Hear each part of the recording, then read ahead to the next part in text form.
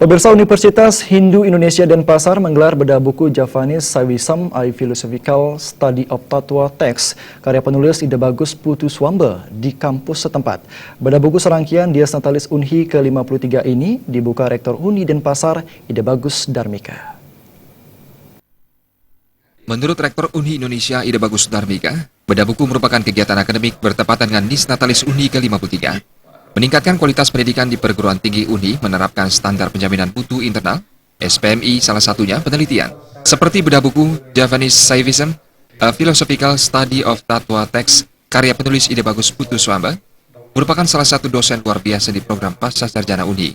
Buku ini hasil dari penelitian Ida Bagus Putu Swamba sewaktu menempuh pendidikan doktor di India.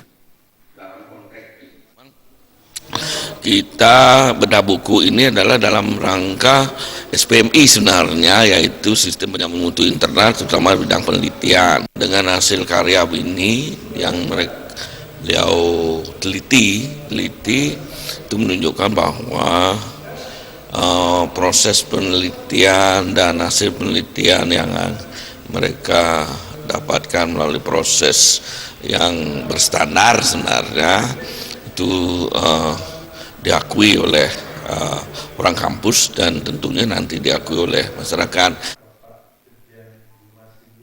Buku Javanese Saivism, A Philosophical Study of Tatwa Text, karya penulis Ida Bagus Putu Swamba.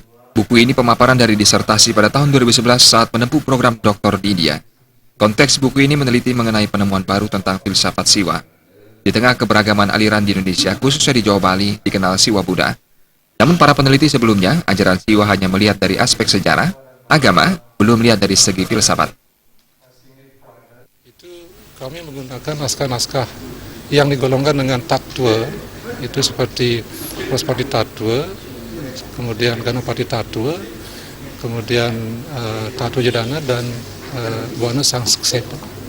Kemudian teks-teks sesana, saya gunakan teks Siwa Sesana, berarti sesana, sila krama.